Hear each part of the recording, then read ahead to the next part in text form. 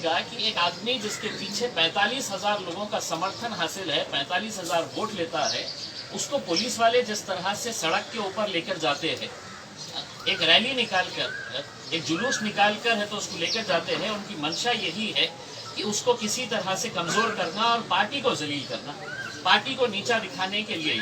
मैं police department से ये सवाल करना चाहता हूँ कि ऐसे केसेस के अंदर, थाने डिस्ट्रिक्ट के अंदर जितने ऐसे केसेस हुए हैं, कितने ऐसे केसेस के अंदर पुलिस डिपार्टमेंट ने आरोपी को इस तरह जुलूस निकालकर लेकर गए हैं। और लेकर जाने की भी एक तरीका होता है कि कोई पुलिस वाला पीछे से पैंट पकड़ा हुआ है, कोई ये, जबकि सुप्रीम कोर्ट के गाइडलाइंस है, जबकि नेशनल ह्यूमन राइट्स कमीशन की गाइडलाइंस है कि आप ये आरोप सिद्ध नहीं हुआ है। मैं तो आप में से भी किसी के ऊपर इल्जाम लगा सकता हूँ कि आपने मेरे से 20,000 रुपये मांगे हैं, 50,000, तो क्या आप आरोप ये हो गए हैं? अदालत होती है, अदालत के बाद है तो आप ये सब चीजें करिएगा उसमें। मैंने तो आज के दिन सीपी को बोला कि साहब अदालत अगर वो करती है आप फांसी के ऊपर लटकाइएगा उसको, लेकिन अगर किसी को भी आप पकड़ कर लेकर आएंगे, ठीक है, यहाँ तक भी हो गया। उसके बाद तो हर दूसरे दिन एक एक केस रजिस्टर किया जा रहा है, एक पुलिस स्टेशन में होता है, फिर दूसरे पुलिस स्टेशन के अंदर होता है, तीसरे, ऐसे 6 केसेस रजिस्टर हो गए हैं। एक केस बलात्कार का हो जाता है।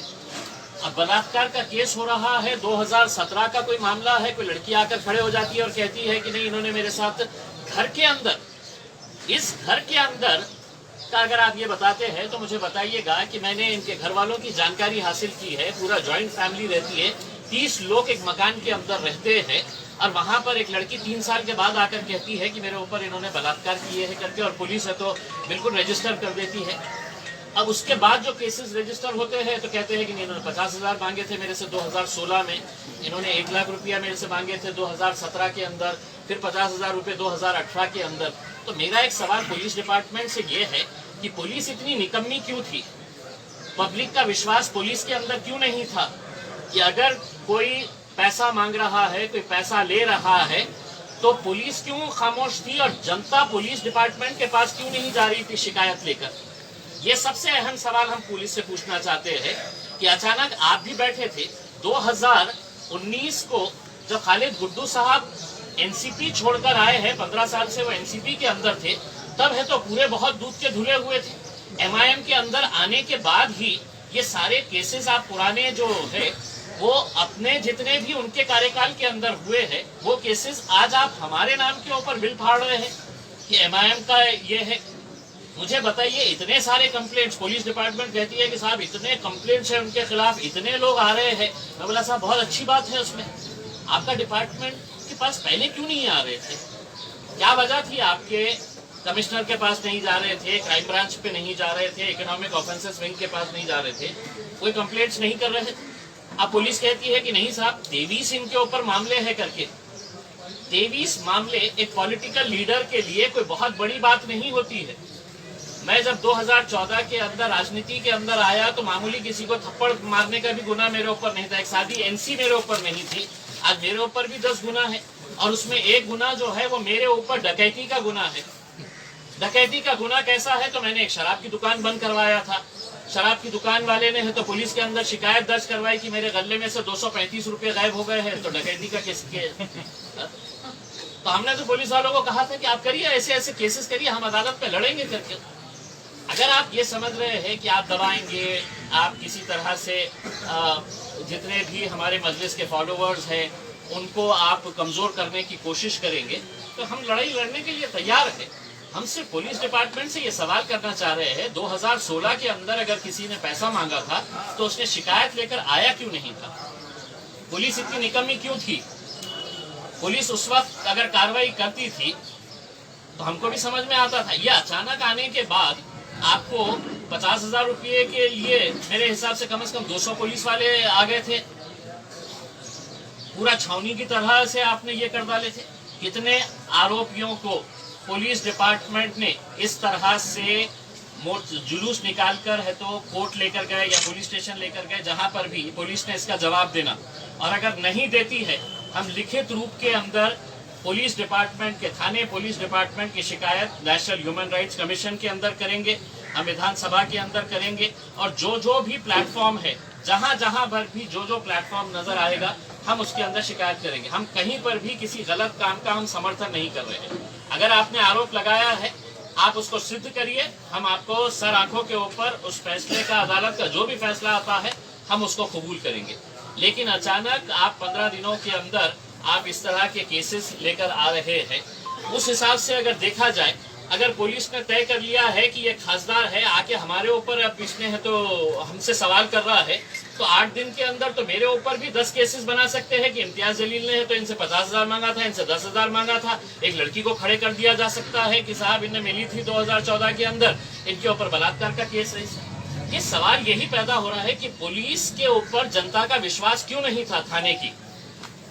या तो ये है कि राष्ट्रवादी कांग्रेस में आप जब थे तो आप ये सब चीजें हैं तो इसकी सुरक्षा पुलिस डिपार्टमेंट देता था कि नहीं आप लोग करिएगा, आपको जो करने का है खुली छूट है आप करिएगा करके। हम इसके अंदर साफ ये इल्जाम नहीं लगा रहे हैं, पूरी जिम्मेदारी के साथ कह रहे हैं ये पूरी साजिश के पीछे एक राजनीतिक खेल खेला जा रहा है और इसका इस्तेमाल जो है पुलिस डिपार्टमेंट को किया जा रहा है। और राजनीति का मतलब ये है कि राष्ट्रवादी कांग्रेस का एक मंत्री इसके अंदर पूरी तरह से शामिल है, समाजवादी पार्टी के लीडर्स इसके अंदर शामिल है, जिन्होंने जिस दिन ये हुआ था उस दिन एक ट्वीट किया था कि अगर हमसे कोई टकरा, क्या है वो ट्वीट का मैसेज किया था सर, तो जिस तरह की भाषा का इस्तेमाल किया गया था, हमारा ये कहना है कि हम हारेंगे, लड़ेंगे, जीतेंगे, जो भी होगा उसमें, लेकिन आप हर वक्त सिर्फ इस तरह के नजरिए से देखेंगे कि नहीं साहब MIM मजबूत हो रही है, मुमरा में मजबूत हो रही है, भिवंडी में मजबूत हो रही है, तो उनको किसी तरह से कुचला जाए। तो हम पुलिस डिपार्टमेंट को ये कहना चाहते हैं कि आप वर्दी में होंगे, हम पुलिस डिपार्टमेंट की बहुत इज्जत करते हैं। मैं खुद पुलिस कमिश्नर साहब को, एडिशनल कमिश्नर साहब को पर्सनली जानता हूँ, मतलब मैं ये समझता हूँ कि अच्छे ऑफिसर्स हैं, लेकिन मैंने पुलिस कमिश्नर साहब को कहा कि सर आप ये कैबिन के अंदर बैठे हैं, मैं आपकी इज्जत करता हूँ, लेकिन आपका नीचे का अधिकारी क्या कर रहा है, क्या इसका इल्म है आपको? क्या आपका क्राइम ब्रांच का PI क्या कर रहा है, क्या इन्वेस्टिगेटिंग ऑफिसर क्या कर रहा है, ये आपको पता है? पुलिस डिपार्टमेंट की भी जवाबदेही होती है। पुलिस डिपार्टमेंट का मतलब ये कतई नहीं है कि हम वर्दी के अंदर है तो हम कुछ भी कर सकते हैं। पुलिस के लिए भी कानून है, जो कानून मेरे लिए बना है वही कानून पुलिस डिपार्टमेंट के लिए भी है। ऐसा नहीं है कि पुलिस डिपार्टमेंट अपनी मनमर्जी के हिसाब से किसी को भी कौन से भी केस के अंदर डाल सकती है। तो हमारा यही कहना है कि हमने लिखित रूप के अंदर पुलिस कमिश्नर साहब को हमने एक मेमोरेंडम दिया है और उनसे ये कहा है कि जो भी, और मैं आपके ज़रिए ये इन्वेस्टिगेटिंग ऑफिसर को और क्राइम ब्रांच के या जो ऑफिसर्स इसके अंदर इन्वॉल्व है उनको ये बताना चाहता हूँ एक खासदार की हैसियत से कि कई इंस्पेक्टर्स के ऊपर कार्रवाई हुई है, इनके प्रमोशंस रुके हुए हैं, इनके ऊपर है तो एक्शन लिया गया है। और मैं आपको साफ तरीके से ये बता रहा हूँ कि इम्तियाज जलील आपको किसी सूरत के अंदर नहीं छोड़ेगा अगर आप ये गलत काम करें। ये गलत काम अगर होगा तो हम किसी सूरत में नहीं। आप लड़िए, आप बताइए हमारे को, आपके पास ये एविडेंस है, हम पूरी तरह से उसकी इज्जत करेंगे। आप अदालत के अंदर जाइए, हम भी अदालत के अंदर जाएंगे, आप अपनी पैरवी करिए, हम हमारी पैरवी करेंगे।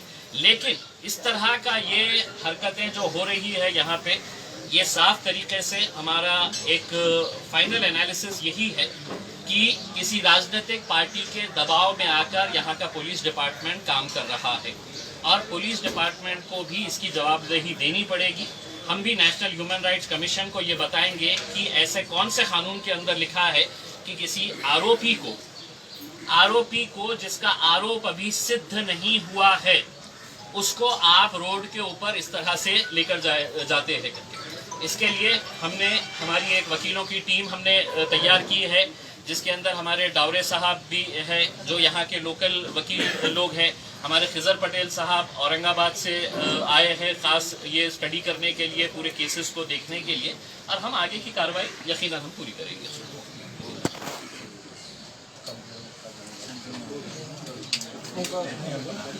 ठीक है।